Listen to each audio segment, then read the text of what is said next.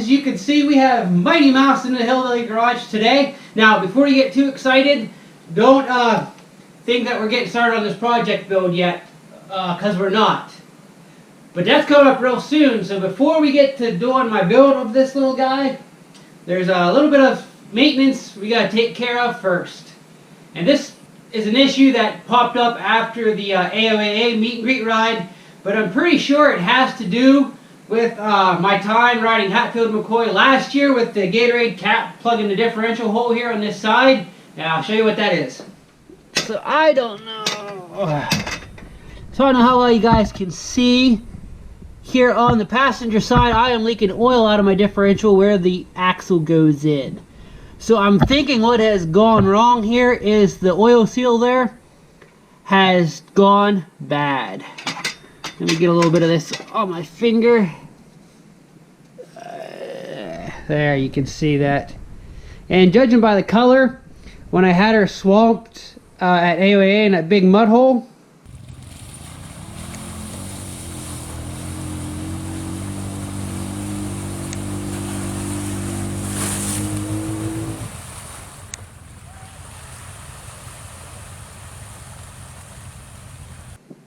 she probably took on a little water too. But it's hard to tell because that could just be dirt on the outside that's collecting on the oil as it leaks out. But regardless, I'm going to drain the front differential. I got a new oil seal to install. And luckily this is on the passenger side, which means we don't have to tear the differential completely out to fix this. You guys can see here this has a plate. It's actually bolted on right here, where once we get the A-arms, the shock, all that stuff out of the way, we can leave the differential in there, just unbolt this plate, pull it off to replace our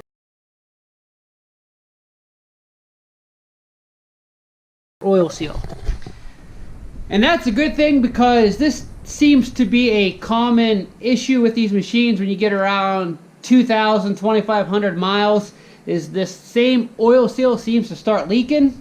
So that's why I figured I might as well do this video for you guys so you can see how to replace it. That way if it starts leaking on your P5, you'll have the confidence to tackle this little project yourself and save you guys a little bit of money instead of having to run to a dealer and pay top dollar. Though there's nothing wrong with that if you're not comfortable with working on your own machines. But that's why I'm here, to try to help give you guys the confidence to work on your own stuff. So let's get to tearing this down. You've seen me take the front end off of this thing at least half a dozen times by now, even out on the trail when we had to do it at Hatfield McCoy. So we'll just go ahead and cut to my intro, and then we'll cut right to where I have this guy tore apart, ready to go. So as you watch, don't forget to give that thumbs up, and we'll get to digging into this.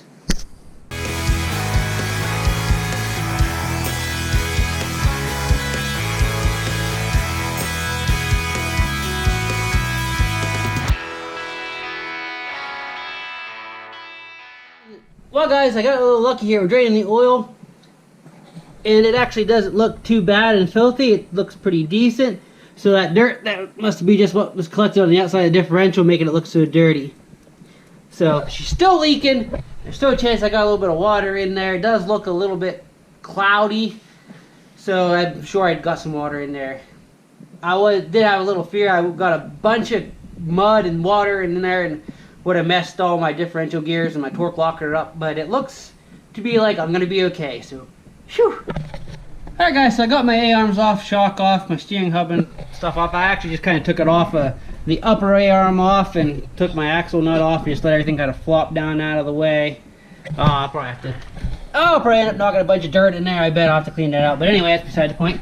Here I can get in here and show you guys a little bit better. Here's this plate to take off. There's just 1, 2, 3, 4 bolts here, and this should come off. I'll have to get my axle out. This is a Rhino axle. Hopefully I don't have the hold up with the torque locker that some experience, where the clip that's on the end of this that holds it in place tends to get caught and won't come out. I did pinch it closed a little better before I installed this, so hopefully this guy will pop right out. But anyway, I get this all apart. I will show you guys the oil seal and what needs to be done to replace it. Alright guys, so I got my axle out, I got my plate off. As you can see here, the oil was kind of nasty colored. The water was seeping in, and where it laid right there, you can see that's where all the nastiness come from. So it's a good thing we're doing this right there around the hole. This is our oil seal that we're going to replace, and I also got a new gasket for around here we're going to replace as well. So we'll hop over to the bench, slap that new guy on there, and put her back together. Fairly easy job. Alright guys, a little different view here for you so you can see what I'm working on a little better. So here we have our oil seal right here. Now you guys can see maybe better from the inside that it is a little tweaked in here. The outside is awful scuffed and worn, and I guarantee that's from the Hatfield-McCoy trip and the difficulties we had there, which if you guys want to see, make sure you check out the video in the corner up there. So we're going to go ahead and replace it. I got the new gasket here, which I think it comes with everything, including this little metal, I guess it's a metal rubber band, basically, is the best way to describe it.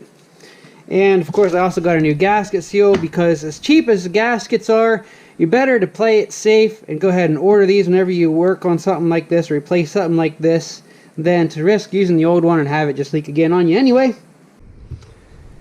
So now it's just a matter of popping this guy out of here, although I may need a longer screwdriver. Something a little more leverage to pop her out with. Maybe. Come on now. Cooperate with me. Yeah, I gotta break this. Let's see. This guy.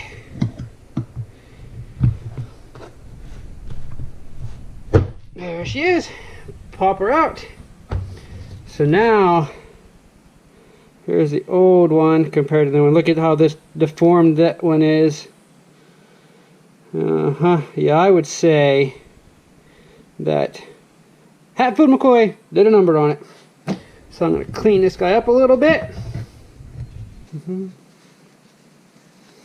It's so shiny.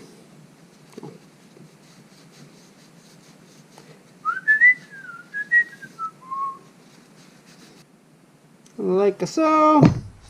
We'll take our new one.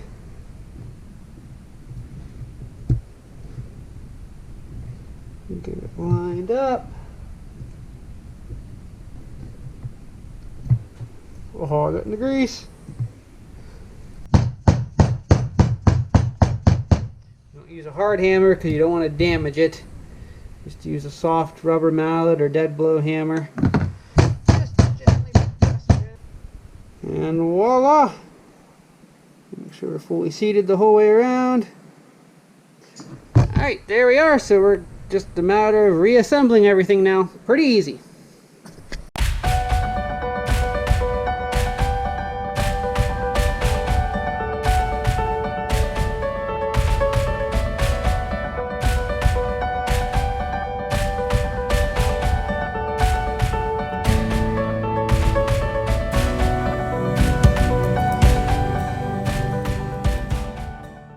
Alright guys, there you have it. She's all back together. Obviously, I didn't put my shock back on yet because you guys know by now that part of my Pioneer 500 build is going to be Joe Kowinski's 60-inch long travel kit. If you don't know, surprise! Because I think with that little extra leverage I'm going to have with it being wider and giving it more flex, I'm going to want the heavier springs back on this guy. So I'm going to do that before I throw that back on there, my tire back on there. But yeah, other than that, she's all buttoned up, everything's back together. Once I get my wheel and stuff back on, my shock back on, I'll lower it to the ground, fill it with new diff fluid. Again, I prefer to put the, where is it? Iron Synthetic 75 W140. Again, going with a little bit heavier weight, the 75 140. Just helps to quiet the noise the square cut gears the Pioneer 500 has, so that's what I run in it. If you guys just bought a 500 and are watching this and you wonder why there's so much roar from the drivetrain, 98% of it will say is just from the differentials and the square cut gears. So running a 75 W140 will help to quiet that quite a bit. You'd be surprised how much it quiets it. And so once that's done and it's all taken care of, again, tackling and oil seal. At least on the passenger side, no big deal. You guys saw how easy that was. Now you guys might be looking and thinking, well, yeah, that works good for the passenger side, but what about the driver's side? Am I going to have to take the whole differential out to replace it? No, you won't, because if you remember, as long as you get this axle out and can get in here to pop that seal out with the screwdriver and can get in there to press the other one back in, then you don't have to take the differential clear out. But that all depends on the tools you have and the patience you have. Probably the hardest part is going to be tapping the new seal in the differential. That would be the hardest part with working with the differential in there. But it could be done. It could be done. You do not have to take the front differential clear out for either side. And I wouldn't have had to for this side, but I wanted to check in there anyway to make sure I didn't have a bunch of mud and crud in there, and it did allow me to get in there with some cleaner and clean it out real good. So I hope you enjoyed this video. I hope it's a help to you. I hope now if you see diff fluid leaking out from your front axles, you don't get in a panic and worry and think your diff's grenaded, because chances are it's probably just your oil seals need to be replaced. So thanks for liking, commenting, subscribing. Don't forget to hit that notification bell so you guys know when I upload a new video. I'm going to be starting my build on the 500 here. I realize I'm probably washed out in that massive amount of glass. I'm going to be starting to build here on the 500 very, very soon. I'm not sure if Joe's started on building my kit yet, but he will be very, very soon. Dump bed is coming along as well. I'm not sure if we'll have the prototype done for you guys to see by the time this video is released, but we will be very, very close. Greg is starting to put it together now, so that's very exciting news. You guys that are looking forward to seeing a dump bed for this guy, I think you're going to be very, very pleased with what we came up with. So again, thanks for liking my video, for watching. Don't forget you can support AMR by buying my merchandise at my Teespring store, supporting me through Patreon, and as always guys, keep on riding.